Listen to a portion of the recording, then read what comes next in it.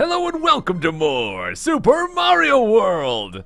Guys, can I just take a moment to acknowledge that I am kind of a complete idiot. So, the past several episodes I've been saying that I need to get a perfect score on the bonus game at the end. And turns out I already did that back on episode 4. So, over a week ago, I already got a perfect score. You guys have been telling me in the comments the entire time. Somehow I managed to miss those. We've already got the perfect score, we're fine. Also, there's a few questions you guys had about some of the berry stuff we explained last time, so let me go and try to answer some of your guys' questions. Let me go back to World 1 here. Now, here we are back at Yoshi's Island 2, and I have myself a blue Yoshi. And the reason for this is last time we explained that if you eat 10 berries, or 10 red berries specifically, you'll actually get Yoshi to give you a mushroom. Now, some comments actually said that if you use a different colored Yoshi, such as the blue one we have here, we got this back from the Cookie Bridge area, or was it Cheese Bridge? I think it was Cheese Bridge, actually, my bad. Anyways, if you use a blue Yoshi, will you still get a mushroom? They said that you'll get different power-ups depending on the color. So, let's go ahead and eat 10 red berries, and check that out. So, as we come up here on our 10th berry, you'll see that we still get just a mushroom. Even with the blue Yoshi, we still do get a mushroom. Now, I don't think that they're wrong, necessarily. I believe that in the Game Boy Advance version, you do get different power-ups depending on the color of your Yoshi. But in this version, you just get mushrooms. There's also 2 other color Yoshis, but we don't have access to those quite yet at this point in the game. So I'm going to go ahead and play a little bit further into the game to get those Yoshis just for the sake of demonstration. But I won't save my game, so the playthrough will be unaffected. So I'll be right back. Now we have a yellow Yoshi, and with this one, we get 10 red berries, and we have yet another mushroom. And finally, we have red Yoshi. So let's go ahead and eat this, and once again, you'll see we just get a red mushroom. Now, once again, I don't think that the person who commented that was wrong. I think that's only in the Game Boy Advance version, though. So I think this is actually a good time to announce that after I beat the Super Nintendo version of this game, I will be doing a couple of bonus episodes showing all of the differences that are in the Game Boy Advance version, and there's quite a few, so I'm actually pretty excited for that. Now, there were a couple of other comments. One was talking about a glitch where sometimes you'll try to eat a berry and you'll eat it twice. So I'll show that off in a moment, but first, I want to try to show off this other glitch. If you get really close to a berry, try to eat it. I didn't get it right there. Let me try that one again. So we get really close to a berry. Oh, let's wait for this guy. Get out of here, buddy. Okay, let's get really close to the berry. Then we're going to try to eat it and run away. And for some reason, that makes the berry get stuck. You can see it kind of goes like in front of Yoshi, but behind Mario. So it kind of creates a little sandwich. You can't eat it by walking into it anymore, but you can still tongue it. So there you go. You can still eat that berry.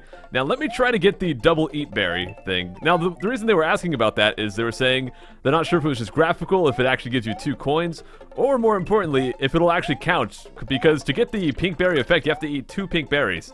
So they're wondering, can you do the double eat to eat 2 pink berries? The simple answer is no, but let me show it off. So what we want to do is have Yoshi eat the berry by touching it with his mouth and his tongue at the same time. It's not easy, but let me try. So there we go, we actually got our first try. Now, if you watch the coin count, it actually does go up for the coin count. But as you saw, we did not get 2 pink berries, so it does not count towards getting the cloud that poops out the coins or whatever. So anyways, I hope that answers some of your guys' questions, and let's get on with our adventure. Back in the Forest of Illusion, let's go down to Forest of Illusion 2. So we have ourselves a water stage here, and this one can be a bit rough because this is one of the few stages in the game that actually lags quite a lot of parts. And I mean like a lot. But we have these giant sea urchin guys. They're basically spikes. So if you use Yoshi, you can actually step on them and it'll be fine. But if you touch them without Yoshi, it's gonna be pretty rough. So having Yoshi here is very handy, especially when you get in tight situations like that. Even though it seems like we got hit right there and Yoshi would have ran away, for some reason we just get right back on him and we can keep going. So it's pretty handy.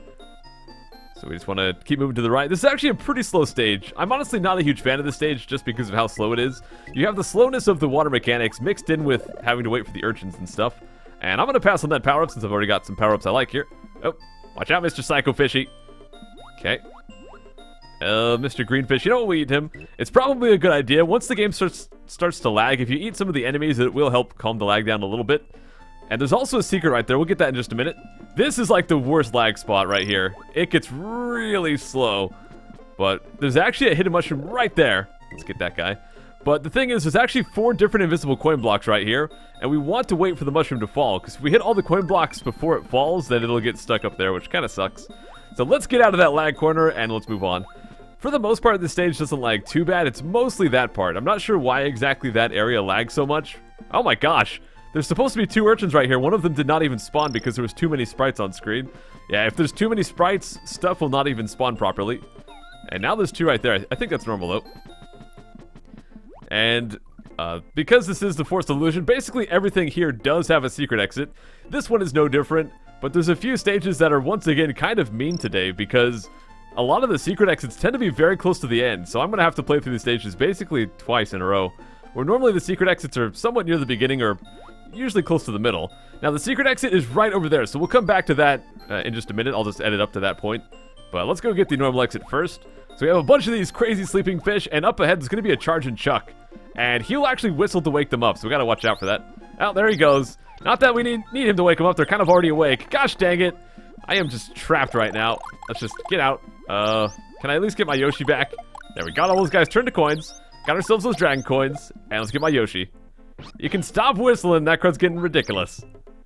Okay, just go over that one, and there's the end. Let's see if I can get 50. If I get 50 on the dot, we'll actually get a bonus game right now. And that was not even close. Good job, Psycho. We got 28. So let's take a look at where this secret exit, or this normal exit unlocks. Then we'll edit back to where the secret exit was. Some of the paths that get unlocked in Forced Evolution are kind of strange.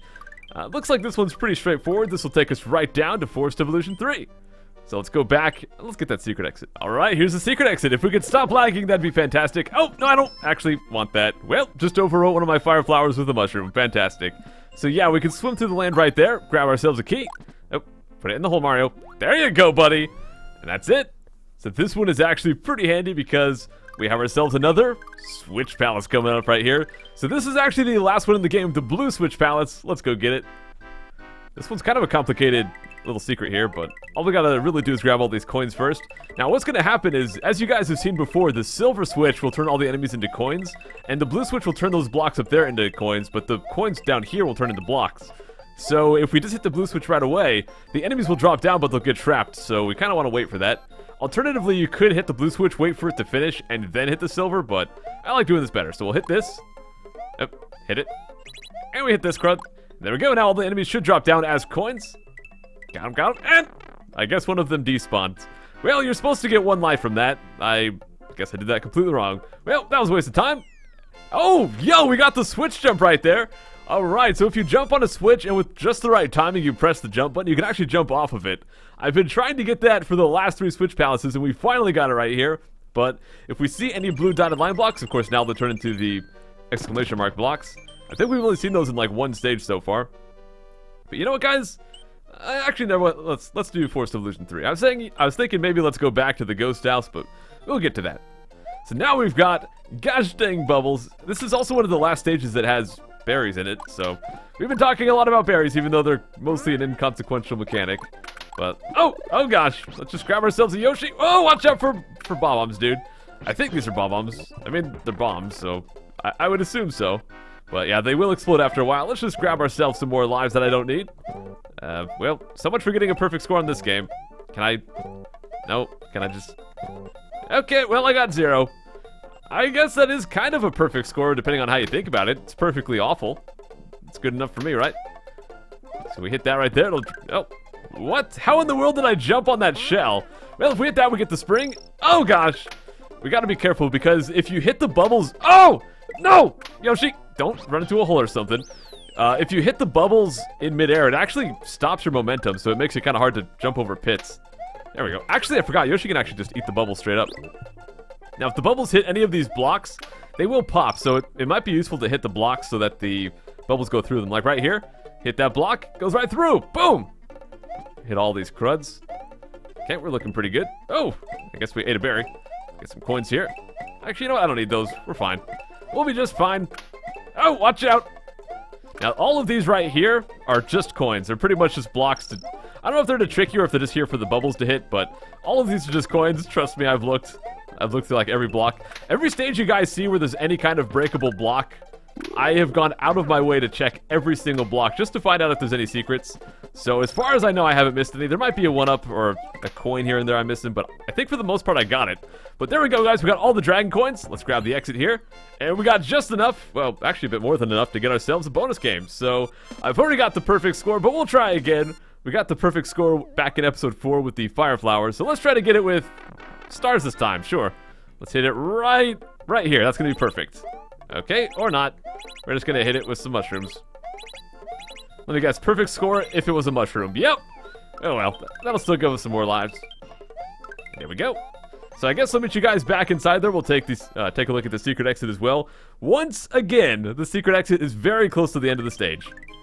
But we also unlock a path right back to the ghost house. So Forest of Illusion 1 and Forest of Illusion 3 both connect back to the ghost house. So there's a couple of different ways to get back there.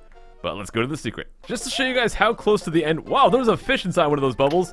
There is the exit right there. And here is the secret exit right at the end. So you basically have to play the whole stage twice. And there is one requirement. You do have to have Super Mario, or just Big Mario, whatever you want to call him, so you can actually break those blocks. And let's go get that secret exit. Now this one's pretty crazy. This one is actually the exit to the world. So to actually move on from World 3, to move on to the castle and to the next world, I don't know why I called it World 3, it's actually World 5. To get that done and move on to the next one, you have to get that secret exit. So there you go. We're not going to do the castle today, we'll do that one tomorrow. For now, I think we're going to go back to the ghost house and do this one. And this one is also going to have 2 exits. So let's head right inside. Yoshi's not going to be coming with us. And we get dropped right into a very tight hallway with lots and lots of enemies. And there's Dragon Coin up there taunting me. I'm going to get you! Spin jump on top of these guys. For whatever reason, you can spin jump on top of ghosts. You'd think you would just go right through them, but nope, doesn't happen. But thankfully, we're just about out of the hallway. There we go. Oh, watch out, Eerie. Leave me alone, buddy. I think there's a feather right here. The other block is just a coin, so we're gonna not worry about that one. And this is pretty much the only door. It's a very straightforward place so far. Now we got these crazy attacking boos right here. I find that if you just move quickly, you'll pretty much be fine. There is going to be a block with the feather inside it, so I'll avoid that one. But as long as we keep moving, these guys probably won't hit you. However, because I like to show everything, we're going to go all the way through here, just so I can show this off. And it's a 1-up. There we go. Oh, great, I jumped right into him. Oh, give me that oh, feather. Okay, well, I'm hit again. Gotta go back for the Dragon Coin. Well, don't want to take that door. That'll just take us back to the past room. So now we're Tiny Mario going inside right here. Let's wait for those guys to go past. And there is going to be a door right here, but we don't want to take that. That's pretty much the normal exit right there. We want to go... Oh. No!